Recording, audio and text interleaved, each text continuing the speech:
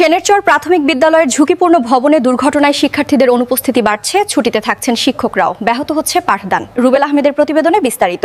একটা স্কুল যেখানে প্রতিদিন বই খাতা নিয়ে আসার কথা শিশুদের, সেখানে এখন ভয় আর ঝুঁকি কাজ করছে শিশু আর অভিভাবকদের মাঝে।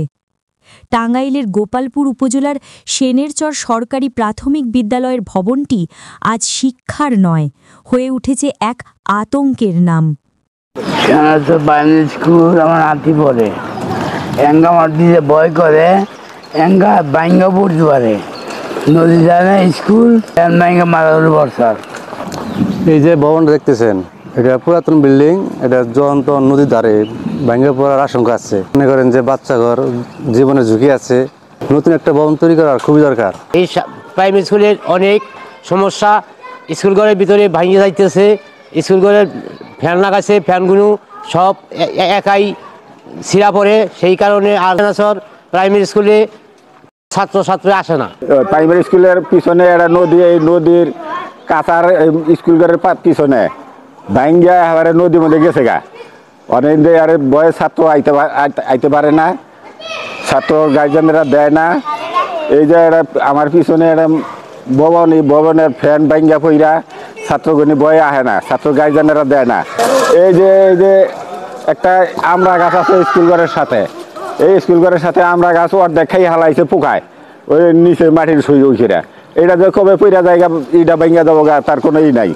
বিদ্যালয়ের ভারপ্রাপ্ত প্রধান শিক্ষক জানান, নিম্নমানের কাজের কারণে মাত্র কয়েক বছর আগে নির্মিত এই বিদ্যালয়ের 2 কক্ষের ভবনে ফাটল ধরেছে দেওয়ালে, ছাদের প্লাস্টার খুলে পড়ছে, আর ক্লাস চলাকালীন সময়ে ফ্যান পড়ে আহত হয়েছেন তিনি নিজেই। এরপর ভবনটি পরিত্যক্ত ঘোষণা করা হলেও পাশের একটি পুরনো টিনের চালার ঘরেই চলছে পাঠদান, যেটিও এখন জরাজীর্ণ অবস্থায়। বৈরান নদীর তীরে অবস্থিত এই বিদ্যালয় নদী ভাঙনের ঝুঁকিতেও রয়েছে। ঘরের পাশে মরা একটি আমড়া গাছ যে কোনো সময়ে পড়ে গিয়ে দুর্ঘটনা ঘটাতে পারে। গত 24 সেপ্টেম্বর সরজমিনে গিয়ে দেখা যায়, ক্লাসে উপস্থিত শিক্ষার্থী মাত্র 8 থেকে 10 জন, আর দায়িত্বে ছিলেন একমাত্র ভারপ্রাপ্ত প্রধান শিক্ষক ফজলুল হক। তিনি জানান, বিদ্যালয়ে 5 জন শিক্ষকের পদ থাকলেও প্রধান শিক্ষকের পদ শূন্য, বাকিরা ছুটিতে। একাই তাকে সামলাতে হচ্ছে পাঠদান থেকে অফিসের সব কাজ। ভবনের ঝুঁকির কারণে অভিভাবকেরা সন্তানদের স্কুলে পাঠাতে ভয় পাচ্ছেন। এই বিদ্যালয়ে নানাবিধ সমস্যায় জর্জরিত। এখানে একটি নতুন ভবন হয়েছে, এই ভবনটি অনেক ঝরঝরে অবস্থা, ছাদ খসে পড়ছে, এখানে পাঠদান করতে সমস্যা। তারপর আমরা অফিসে কাজ চালাতে পারি না, অফিসে বসছিলাম, একদিন উপর থেকে ফ্যান আমাদের মাথার উপর পড়েছে, পরে এই অফিসটা এখন পরিত্যক্ত অবস্থায়। আমরা একটি যে ভবনটিতে অফিস চালাচ্ছি, এই ভবনটিও অনেক জরাজীর্ণ। বর্তমানে এই ভবনটি নদীর গর্ভে বিলীন হওয়ার পথে। এই ভবনটি যারা নির্মাণ করেছেন, যারা নির্মাণের দায়িত্বে ছিলেন, তারা দারুণ অবহেলা করে তৈরি করেছেন। ভবনটি নির্মাণের পর থেকেই এই প্লাস্টার খসে যাচ্ছে, ছাদ থেকে প্লাস্টার ধসে ধসে টেবিল চেয়ার শিক্ষকদের উপরে পড়ে, শিক্ষার্থীদের উপরে পড়ে, তারপর অনেক জায়গায় ভেঙে গেছে।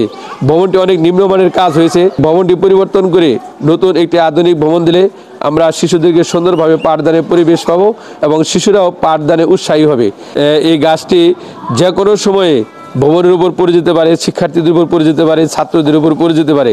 আমরা এই গাছটি ঊর্ধ্বতন কর্তৃপক্ষ যদি এই গাছটি কাটার ব্যবস্থা করতেন, তাহলে আমরা উপকৃত হতাম এবং আমরা শিক্ষার্থী ছাত্র উভয়ই নিরাপদ থাকতাম আর কি। ছাত্ররা এখানে আসতে চায় না, অভিভাবকরা এখানে ঝুঁকিপূর্ণ মনে করে এই ভবনগুলা নিম্নমানের হওয়া অবস্থাতে পাঠদানের টোটালি পরিবেশটা নেই। অভিভাবকরা এখানে আসতে ছাত্র দিতে তারা নিরুৎসাহী বোধ করেন এবং অনিরাপদ বোধ করেন। ছাত্রদেরকে ভয়ভীতি মুক্ত থাকে, সেজন্য আমরা উৎসাহিত করি যে তোমরা আসো, আমরা টিনের ঘরটাতে, টিনের সেট বিল্ডিংটাতে ক্লাস করাবো, তোমরা নিরাপদে থাকবে। প্রধান শিক্ষক পদ শূন্য রয়েছে। বর্তমানে আমরা 4 জন সহকারী শিক্ষক, একজন প্রধান শিক্ষক, ভারপ্রাপ্ত প্রধান শিক্ষক দায়িত্ব পালন করছি। মোট 4 জন রয়েছি। 4 জনের মধ্যে 2 জন মাতৃত্বজনিত সমস্যায় ছুটিতে আছেন, আর আমরা বর্তমানে 2 জন কর্মরত আছি। আজকে উপস্থিত শুধু আমি একাই আছি। আমার সাথে যে সহকর্মী ছিলেন, উনি ওনার ওয়াইফের পরীক্ষা থাকার দরুন উনি আসেন নাই। বাংলাদেশ প্রাথমিক শিক্ষক সমিতি গোপালপুর শাখার সভাপতি বিলকিস সুলতানা জানিয়েছেন, স্কুলে আগে গেছিলাম পরিদর্শনের জন্য, যেদিন দুর্ঘটনা ঘটছে ফ্যান পড়ে গেছিল বিল্ডিং থেকে। তো ফ্যান পড়ার পরে শিশুরা আহত হয়েছে, পরে টিউ স্যারের জানাইছে, তারা যায় নাই, তারা যায়ও নাই, তারা কোনো ব্যবস্থা গ্রহণ করে নাই। তারপরে বাড়িতেই আমরা গেছি, আমরা জায়গা দেখে আসছি, সরজমিনে দেখছি, আমরা অবিশ্রম ব্যবহার করতে না করছি। তারপরে বলছি যে এটার জন্য ঊর্ধ্বতনদের কাছে যাওয়ার জন্য ভবন গুলা পরিত্যক্ত ঘোষণা করে নতুন ভবনের জন্য যেন করে, নতুন একটা ভবন যেন মনে করে যে আমাদের জন্য ওই বিদ্যালয়ে দেয়। এই জন্য আমরা শিক্ষকদের বলে আসছি। শিক্ষকরা কি বলছে তা তো আমরা জানি না। গোপালপুর উপজেলা প্রাথমিক শিক্ষা অফিসার মফিজুর রহমান বলেন, আমরা তালিকাবদ্ধ করছি, ঢাকা পাঠাইতেছি সব স্কুল যেটা ঝুঁকিপূর্ণ আমাদের ভবন ঢাকা তালিকা করে পাঠাইতেছি। এই কোমলমতি শিশুদের জন্য একটি নিরাপদ ও স্থায়ী ভবন নির্মাণ এখন শুধু প্রয়োজন নয়, এটাই সময়ের দাবি।